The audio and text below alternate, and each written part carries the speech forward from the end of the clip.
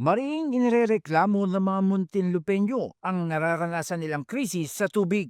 Ayon sa isa sa mga nagrereklamo na si Dr. Maria Luisa Chavez, kinatawan ng isang homeowners association na pakahirap para sa isang practicing doktor ang walang tubig sa klinika. Binanggit pa niya na may insidente na nadulas at nabago ang isang lola sa kanilang lugar dahil sa pag-intindi sa tubig. At anya, nagdudulot din ng problema ng mga nakababahalang isyong pangkalusugan.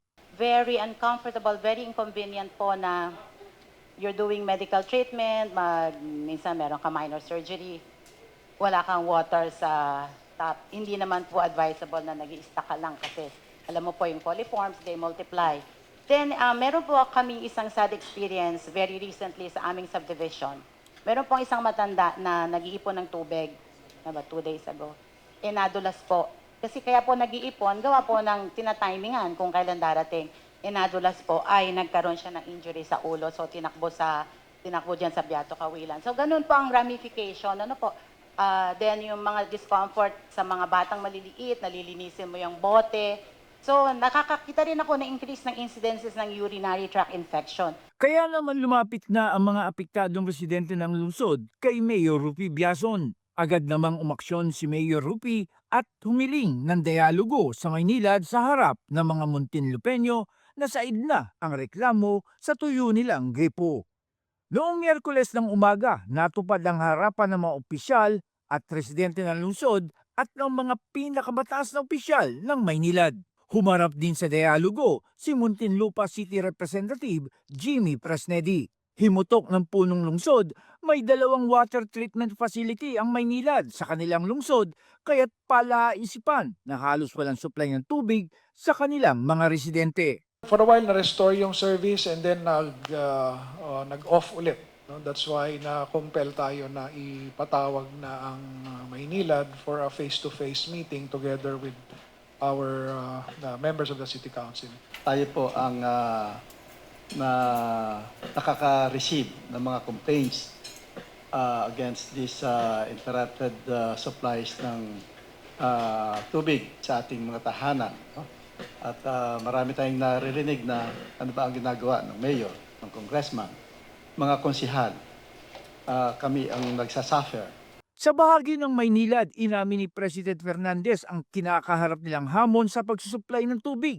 At anya, halos tali ang kanilang kamay dahil kalikasan ang pangunahing dahilan. Ang nangyari po sa water service natin is that the turbidity po ng ating lake ay nag-exceed dramatically po versus the history of the turbidity levels.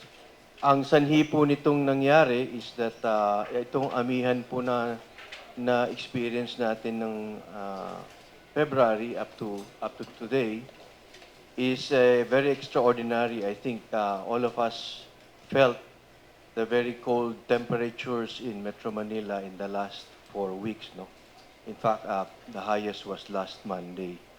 So, because of this amihan is very extraordinary, characterized po ng napakalakas po ng amihan hangin, record high po yung hangin speed. Paliwanag pa ni Fernandez, kapag malakas ang hangin ay mistulang kinakayod ang ilalim ng Laguna Lake na pangunahing pinagkukunan nila ng tubig patungo sa kanilang water treatment facilities. Ito anya ay dahil sa nararanasang climate change. Ang climate change po talaga is very, very unpredictable. But rest assured, we are seriously acting on the matter. The first actions that we have done, very short term, is to provide water tankers and also install these static water tanks. Dagdag pa niya, binawasan o binagalan nila ang produksyon ng tubig upang mapangalagaan ang kalidad ng tubig na isinusupply sa kanilang mga humigit kumulang 60,000 customers sa lungsod. Hinayaan lamang ni Biazon ng ilang lokal na opisyal at mga kinatawan ng mga apektadong residente na ilatag sa Maynilad ang kanilang mga isyu. Kwento ni Ginang Cat Lopez, isa ding HOA representative, wala kahit isa sa sinasabing 28 water tankers ang nakararating sa kanilang subdibisyon. Actually po, wala pong nakakarating sa aming tanker. Kahit po mag-request. So, yun po yung una. Ilan pa sa mga reklamo ay ang hindi nasusunod na schedule, kaya't lubang apektado ang mga papasok sa trabaho at eskwelahan dahil napupuyat sa paghihintay ng pagtulo ng tubig para sila ay makaipon ng pangluto, pangligo hanggang sa paglilinis. May naidulog din ng mga kaso ng paglobo ng water bill na umaabot sa libu-libong pisong halaga ng konsumo sa tubig ng ilang residential consumer. Sa amin, ang nakatira doon, family of 5, mag-asawa ng kapatid ko sa 3 bata. For 6 months, sa tingin nyo, magbibil kami ng almost 300,000. At sa halip na makatipid, dagdag gastos pa sa Maynilag customers ang kawalan ng tubig dahil bumibili sila ng purified water para lang may magamit sa pagluluto at pagligo. Kahit naman walang water, nakakaligo pa rin. Kaya lang magastos lang talaga kasi mineral yung aming ginagamit. So, mas ano lang po talaga, masakit lang sa bulsa. Pag ganun na everyday na mawawalan tayo ng tubig po. Matapos marinig ang mga hinaing ng mga opisyal at residente ng lungsod, nangako naman ang Maynilad ng mabilis at kinaukulang mga hakbang. Our plan was 2 plans. First is to anticipate the next amihan. So we talked about this morning ano yung mga mitigation actions that we will commit to do to mitigate interruptions sa next amihan which comes around December hanggang March. Aside from that, we already have our eyes on El Nino or the summer months where we historically have experienced algal bloom in the lake. Last time, fortunately, because of our upgrades, because of what we have done to mitigate, hindi tayo nag-interrupt last year and 2024. I think even 2023 due to algal blooms. Nevertheless, we don't want to relax. We want to ensure pa rin na walang interruption, minimal interruption, or how to mitigate yung next phenomenon which is El Nino. We cannot control climate change. We can only anticipate the level of impact. So, yun yung pinaghahandaan namin. So, yung solusyon na naka-in place sa amin ngayon na matatapos by yung first part by end of the year, yun ang iniisip namin. And we are betting, sana, sufficient na siya. Pero walang kasigurudan 100% pa. So, we are also looking at other sources, including a potential cross-border arrangement. So, parang pang-insurance. Para po maserbisyohan ang mga dito po sa South na talaga pong at that time hindi nararating ng tubig na galing sa Angat, nagtayo po ng planta. And we were the first to try Laguna Lake as a water source. Kami po ang unang tumaya sa Laguna Lake. But it's very difficult po and we're hoping for your understanding na yun pong treatment ng Laguna Lake because po of all the variables, meron pong fisheries, meron pong all the wastewater, all the other industries na nagbabagsak po ng dumi sa lake. Talagang mahirap na mahirap po siya. But hindi po kami tumitigil. So from 2 plants, in-upgrade po yung 2 planta, nagtayo pa po ng pangatlong planta, and we're further upgrading it. Non-stop po yan para po mag-improve yung serbisyo. Hinikayat naman ni Biaso ng national government na seryosong pag-aralan ang kondisyon ng Laguna Lake na binansagang pinakamalaking poso negro sa Pilipinas sa usapin ng seguridad ng supply ng tubig sa bansa. Deteriorating yung Laguna Lake. In fact, one public official referred to it as the biggest septic tank. So, kung pag-uusapan natin ang water security not just of Metro Manila but even the greater Metro Manila area, national government should really look into what's happening at Laguna Lake. Bakit nagde-deteriorate? There's supposed to be an agency, Laguna Lake Development Authority. But development has not happened. Deterioration is what has happened.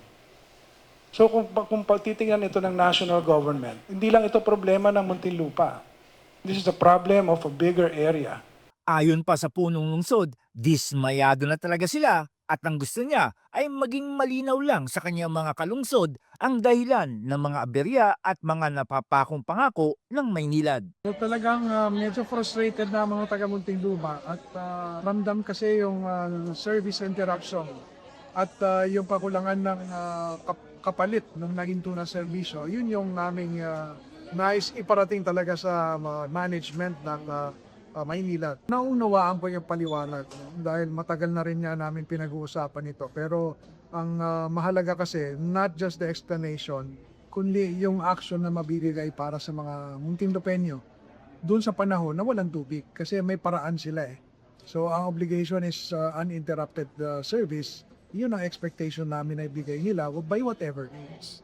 Sinundan ko pauwian nagreklamong si Ginang Lopez at nagulat siya dahil sa unang pagkakataon ay may 2 water tankers sa kanilang subdibisyon bukod pa sa may tubig na sa kanilang mga bahay na maaga ng 3 oras sa schedule. Actually, yung time nila is 11 p.m. hanggang 2 p.m. Dapat 2 p.m. pa ang water. So, nung pauwi ako, 11 a.m. oo, yung concern ko kanina doon sa City Hall is walang tanker na pumapasok dito sa amin. So, nung umuwi ako after the dialogue doon sa City Hall, may 2 tanker. Pero sa labas, wala pa dito sa loob ng subdivision namin. Hindi ko alam kung pumasok dito o nag-distribute na or pinapunta dito. And surprisingly, meron tubig. At malinis yung tubig. At habang kausap ko ang mga residente, may dumating pa na Maynilad representative para mas malaman ang karaingan ng kanilang customers. Kailangan lang namin yung coordination ng OWA or yung presidente ng homeowners para yung mga concern nila maano po namin para ma-actionan po. Yun po, gagawa po kami ng GC para lahat ng mga concern nila maano po nila doon, masabi po nila. Ako si John Escocio, nag-uulat para sa Inquirer.